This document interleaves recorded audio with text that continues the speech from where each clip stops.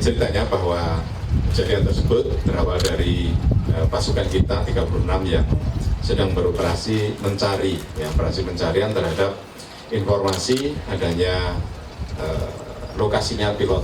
Ya, selama ini saya sampaikan bahwa saya akan melaksanakan pencarian walaupun sudah secara kondusif. Ya, namun di dalam perjalanannya ya dihadang dan di kontak tembak dengan KST yang dalam kontak tembak tersebut mereka memanfaatkan masyarakat dan juga anak-anak untuk menyerbu. Mereka dari tembakan dia, kemudian dari masyarakat khususnya ibu-ibu dan juga anak-anak untuk menyerbu dengan pasukan kita, sehingga pasukan kita dengan kondisi seperti itu ya, ada salah satu yang jatuh korban atas nama Pratu Miftahul Arifin, jatuh ke jurang 15 meter kemudian ditolong. Nah, saat pertolongan tersebut ya, dilaksanakan penembakan oleh KST sehingga posisi kita bertahan, namun karena dari segala sisi mereka bersama masyarakat tadi, apa istilahnya kalau orang Jawa itu ngeroyok rame-rame gitu ya, sehingga pasukan kita ya mungkin panik ya, sehingga terjadi seperti itu. Dan sampai saat ini sudah 5 personil yang kena luka tembak tadi sudah dievakuasi ke Timika. Ya, tadi saya sudah melihat sendiri mereka di Perujan, kondisinya semuanya sehat. Dari 5 tersebut hampir semua sehat karena dari heli tadi bisa jalan juga ambulan untuk dilaksanakan perawatan di rumah sakit di Timika. Kemudian yang saat ini belum terkonfirmasi ada 4 orang.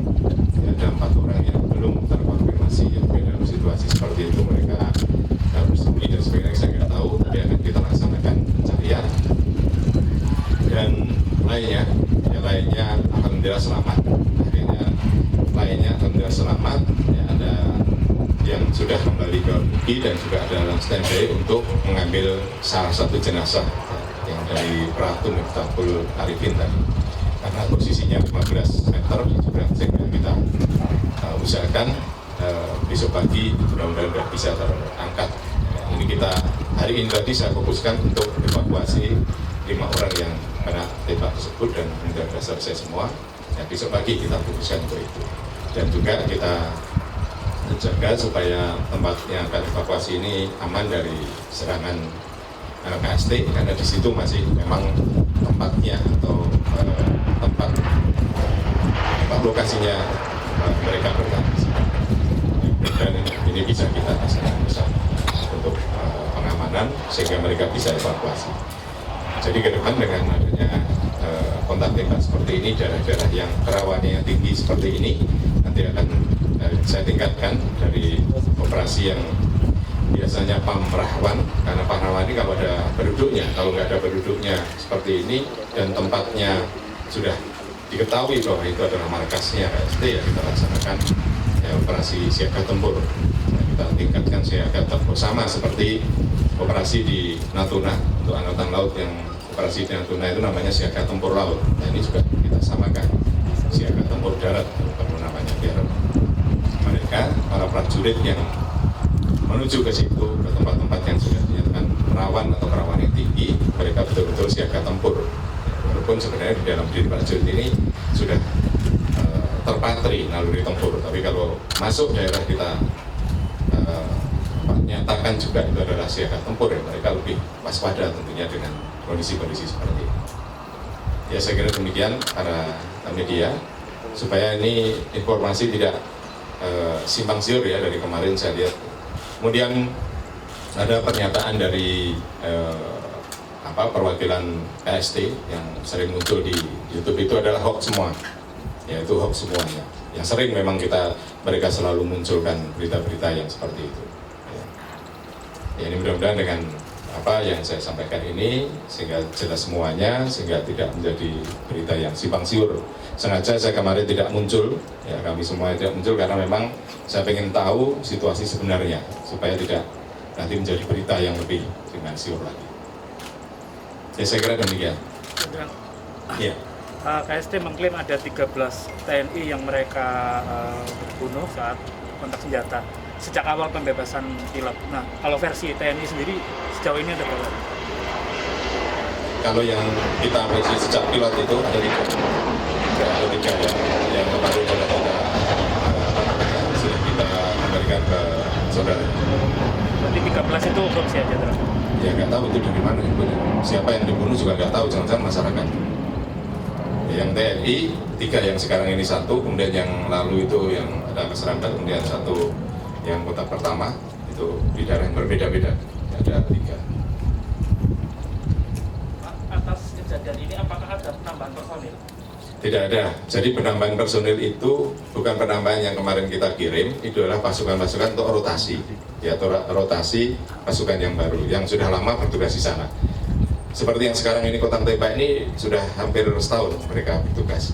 Ya kurang 3 bulan lagi mereka akan selesai bertugas, akan kita ganti baru. Dan mungkin dengan kondisi seperti ini nanti kita rotasi lebih awal, sehingga psikologisnya mereka dapat terjaga.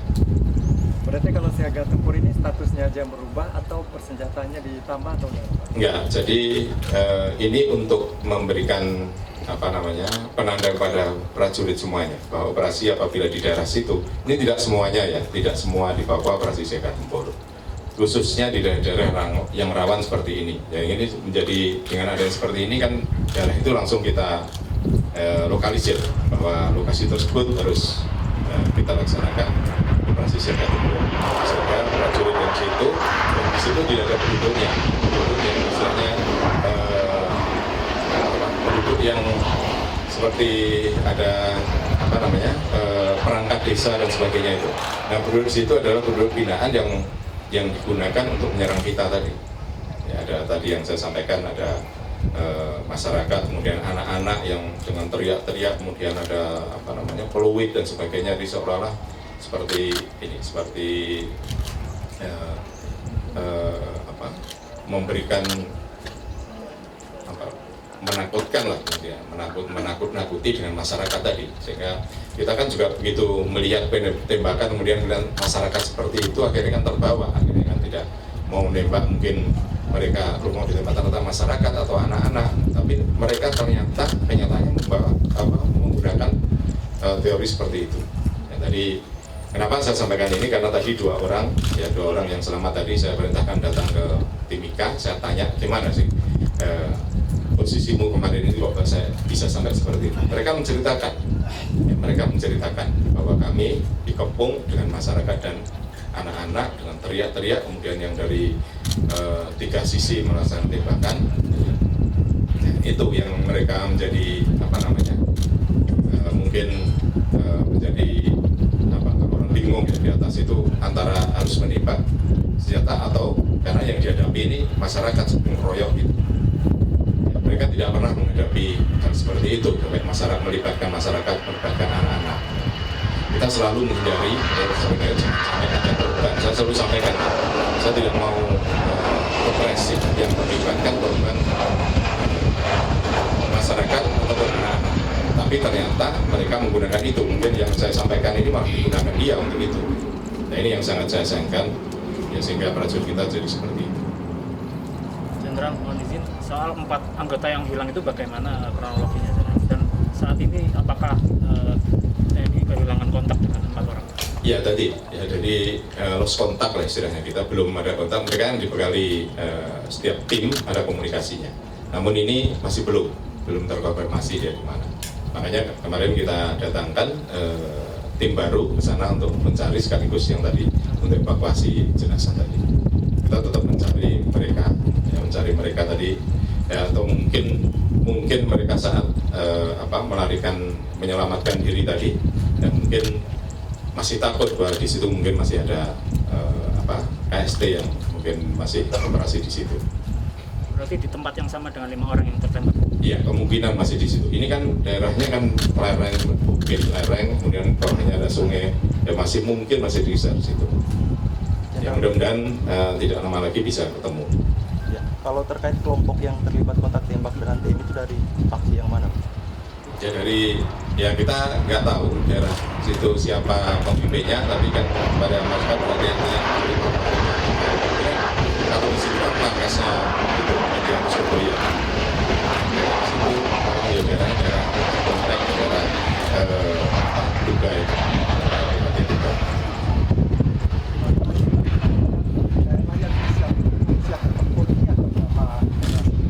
Nah, sementara ini daerah yang seperti itu yang tentunya yang kemarin terjadi kontak tembak. Ya, ada kontak tembak kemarin di mana? Ya saya kira ini nggak perlu saya sampaikan seperti itu. Ya. Yang tentunya yang sekarang ini komplek Mugi ini yang jelas sudah seperti itu. Ya. Nanti akan kita petakan lagi. Kita akan petakan lagi daerah mana saja. Makanya saya tadi sekaligus dengan Pak Kasar memimpin evaluasi untuk operasi yang sudah kita gelar ini dengan adanya kejadian-kejadian seperti ini. Satu lagi hanya untuk konfirmasi saja, sampai saat ini jumlah personil TNI yang di Papua itu ya, jadi ini yang kita ada operasi yang tergelar baik di Papua maupun Papua Barat, Papua Barat Daya. Ini sebenarnya sudah meneruskan dari operasi PAM Rahwan, PAM Perbatasan. Nah ini semuanya 11.400 seluruh pasukan kita yang tergelar di sana, di seluruh ini Papua, bukan hanya di pegunungan saja, jadi di Papua Barat Daya, Papua Barat sampai di Papua. Ini ada PAM Perbatasan RI PNJ, ada PAM Bahrawan, kemudian ada PAM Objek Vital, kemudian ada operasi persiapan untuk Kodam, kemudian Kodim, Koramil, ini juga ada operasi untuk persiapan, ada persiapan pendirian dengan adanya daerah otonomi baru, dan juga kita siapkan untuk pendirian Kodam, Kodim maupun Koramil. Ini juga kita siapkan masukannya untuk sementara ini mengawali awal untuk Kodam, Kodim dan Koramil persiapan. Ada lagi? Untuk yang terkait siaga tempur itu dari satuan mana saja? Kenapa? Dari satuan mana? Ya satuan yang tergelar di sana, ya satuan yang tergelar di sana. Yang kemarin, nah itu loh, yang ini kan ada pasukan dari mana-mana nih. Kemarin yang saya berangkatkan itu aja ada yang dari Medan, kemudian ada Palembang, kemudian ada dari Kalimantan Tengah, kemudian ada yang dari Makassar, ada yang Surabaya. Nah ini dari semua pasukan nanti kita petakan. Tadi siaga tempur itu metakan saja mana daerah mana yang harus kita siaga operasinya pada siaga tempur. Panglima, terkait ini apakah nantinya dari TNI sendiri akan berbicara dengan Komnas HAM untuk tindak lanjut dari masalah ini? Bicarakan apa? Barangkali untuk tindak lanjut untuk penanganan tentara yang saya kira nggak perlu dibicarakan. Komnas HAM saya kira sudah monitor lah. Ini beritanya kan sudah menyebar di mana-mana. Silahkan diaksi bagaimana mereka menilai ya, tentang pelanggaran HAM atau tidak, ya silahkan saja. Ya, jadi itu bukan ranah saya untuk membicarakan itu. Nanti kalau dikit-dikit seperti itu, gerak kita terbatas nanti. Anak buah kasihan, dikit-dikit ditakut-takuti terus. Nah, gitu. Ya itu bukan ranah saya, ya silahkan saja nanti yang siapa yang melaksanakan memiliki kewenangan untuk itu, ya silakan. Yang jelas para prajurit kita saat berangkat sudah kita bekali untuk ilmu itu. Tapi bukan berarti setiap saat kita selalu diberikan ataupun sampai sudah kotor seperti nggak berangkat nanti dikit-dikit itu, begitu ketemu anak-anak tuh masyarakat HAM balik lagi mundur, lihat lagi HAM mundur lagi, nggak maju-maju. Padahal masyarakat di sana sangat membutuhkan, ya khususnya kehadiran TNI karena ada memang wilayah-wilayah yang kerawanan tinggi yang mengganggu masyarakat. Ya, kemarin yang rumahnya guru nggak ada apa-apa juga dibakar, seperti itu. Kemudian pasar nggak ada apa-apa dibakar. Nah, ini ada daerah-daerah seperti itu yang harus kita jaga kerawatannya. Artinya pamrah rawan tadi. Ada begitu. Ya saya kira demikian ya para media sekalian, biar ini untuk supaya semuanya jelas sehingga tidak terjadi dari berita-berita yang hoax. Berarti ada lagi berita-berita yang seperti kemarin yang nggak karu-karuan itu berarti hoax. Karena saya pengen, saya sudah melihat sendiri dan sudah langsung tetap muka dengan para pengendali pasukan yang ada di Papua. Ya saya kira demikian. Terima kasih dengan kemudian.